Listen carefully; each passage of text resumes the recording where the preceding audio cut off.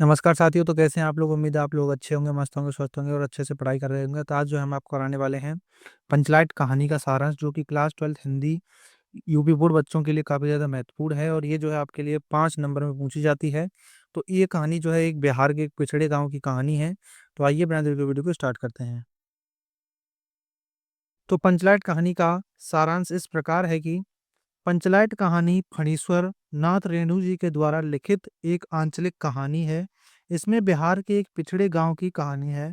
इसमें उस पिछड़े गांव के परिवेश का सुंदर चित्रण किया गया है। इस गांव में एक महतो नाम की टोली है जिसमें सभी लोग अशिक्षित हैं। यानी कि जो पंचलाइट कहानी है, ये जो है फणीश्वर नाथ रेणु जी के द्वारा लिखी गई है और इस कहानी में जो है बिहार के एक पिछड़े गांव का आंचलिक वर्णन किया गया है और इसमें उस पिछड़े गांव के प्रवेश का एक सुंदर चित्रण यानी कि उसका वर्णन किया गया है। तो इस गांव में जो है एक महतो नाम की टोली होती है जिसमें सभी लोग जो है अशिक्षित होते हैं, यानी कि उनमें से कोई भी जो है पढ़ा लिखा नहीं होता है। आगे आता है जो कि रामनवमी के मेले में एक पेट्रोमैक्स खरीद कर लाते हैं जिसे वह पंचलाइट कहते हैं और वह अपने पूरे गांव में यह खबर फैला देते हैं कि शाम को भजन गाना होगा और उस गांव के सभी लोग पंचलाइट को देखने के लिए आते हैं।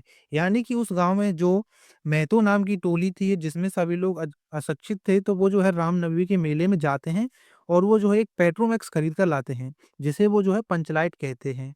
और वो जो है पूरे गाँव में ये खबर फैला देते हैं कि शाम को गाँव में भजन गाना होगा और उस गाँव के जो है सभी लोग इस बात को सुनकर पंचलाइट को देखने के लिए आते हैं।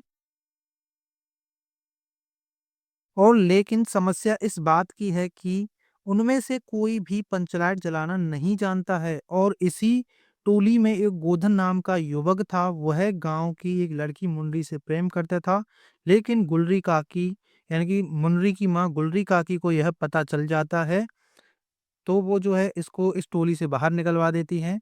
तो ये जो गोधन होता है ये जो है पंचलाइट को जलाना जानता था। तो जो महतो नाम की टोली थी उसमें ये समस्या आती है कि उनमें से कोई भी पंचलाइट को जलाना नहीं जानता था। लेकिन उनमें एक युवक था जिसका नाम था गोधन। लेकिन वो जो गोधन था वो जो है गाँव की एक लड़की होती है जिसका नाम होता है मुनरी, वो जो उससे प्रेम करता है। लेकिन जो मुनरी की माँ होती हैं गुलरी काकी, उनको ये बात पता चल जाती है कि ये लड़का मेरी बेटी से प्रेम करता है, तो वो जो है पंचों से शिकायत करके गोदन को उस गाँव से बाहर निकलवा देती हैं और किसी को भी पता नहीं होता है कि ये जो है पंचलाइट जलाना जानता है। लेकिन जो मुन्नरी थी उसको पता होता है कि गोदन जो है पंचलाइट जलाता है। ले और जो मुन्नरी होती है वो जो है अपनी चालाकी से जो है ये बात पंचों तक पहुँचा देती है और जो पंच होते हैं वो जो है गोदन को अपने पास बुला लेते हैं, अपनी टोली में उसे वापस ले लेते हैं और फिर जो गोधन जो होता है वो जो है उसको जला देता है, यानी कि पेट्रोमैक्स को, यानी जिसे हम पंचलाइट कहते थे वो जो लोग, उसी को ये जो है जला देता है और फिर जो है पूरा गाँव उत्सव मनाता है। और गुलरी की यानी कि जो मुनरी की माँ होती हैं गुलरी काकी, वो भी जो है गोधन को पसंद करने लगती हैं और वो जो है गोधन को शाम के भोजन पर अपने घर पर बुलाती हैं। तो हमने जो है ये सारी कहानी आपको समझा दी है। तो वो है पंचों से शिकायत करके गोधन को जाति से बाहर निकलवा देती हैं, लेकिन मुन्नरी को यह बात पता होता है कि गोधन पंचलाइट जलाना जानता है और वो इस बात को पंचों तक चालाकी से अपनी सहेली के द्वारा पहुंचा देती है। तो अभी हमने आपको बताया कि जो गोधन होता है उसको जो है गुलरी काकी यानी कि जो मुन्नरी की माँ होती है वो जो उसे पंचों से शिकायत करके उसको निकलवा देती हैं जाति से बाहर, गाँव से बाहर। लेकिन जो मुन्नरी थी वो उसको पता था कि गोधन जो है पंचलाइट जलाना जानता है और इसीलिए वो जो है इस बात को पंचों तक चालाकी से अपनी सहेली के द्वारा पहुंचा देती हैं।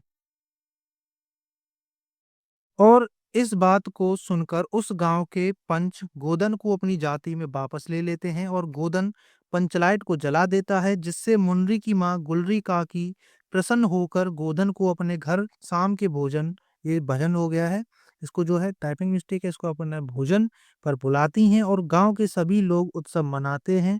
इस कहानी में आंचलिक जीवन की संजीव झांकी प्रस्तुत की गई है। यानी कि इसके जो लेखक हैं फणीश्वर नाथ रेणु जी, उन्होंने इस गांव के इस परिवेश के बारे में बताया था कि इस गांव में एक महतो नाम की टोली है और इस टोली के जो सभी लोग थे वो जो है अशिक्षित होते हैं, यानी कि उनमें से जो है कोई भी पढ़ा लिखा नहीं होता है। तो वो जो है रामनवमी के मेले में जाते हैं और मेले में जाकर वो जो है एक पेट्रोमैक्स खरीदते हैं जिसे वो लोग जो है पंचलाइट कहते थे। और लेकिन समस्या ये थी कि उनमें से जो है कोई भी पंचलाइट जलाना नहीं जानता है और वो जो है सारे गाँव में खबर फैला देते हैं कि आज रात को गाँव में भजन होगा और नी गाना-वाना होगा, नाच होंगे यानी कि नृत्य होगा। तो यानी कि वो जो है एक उत्सव मनाते हैं। लेकिन उनमें से कोई भी जलाना नहीं जानता था पंचलाइट को, लेकिन इनमें एक युवक था जिसका नाम था गोदन, वो जो है इसको जलाना जानता था। लेकिन वो गोदन जो होता है वो गाँव की एक युवती होती है जिसका नाम होता है मुनरी, तो वो उससे प्रेम करता है।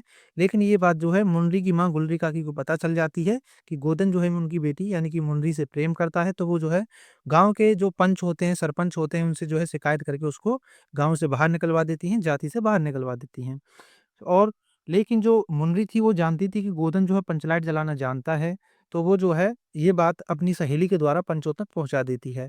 और पंच जो है इस बात को सुनकर गोदन को अपनी जाति में वापस ले लेते हैं और गोदन जो है पंचलाइट जला देता है और पूरा गाँव उत्सव मनाता है, जिससे मुनरी की माँ जो गुलरी काकी होती हैं वो जो है प्रसन्न होकर गोदन को अपने घर पर शाम के भोजन पर बुलाती हैं और गाँव के सभी लोग जो है उत्सव मनाते हैं। तो इस कहानी में जो है एक सजीव चित्रण यानी कि वर्णन किया गया है इस कहानी का।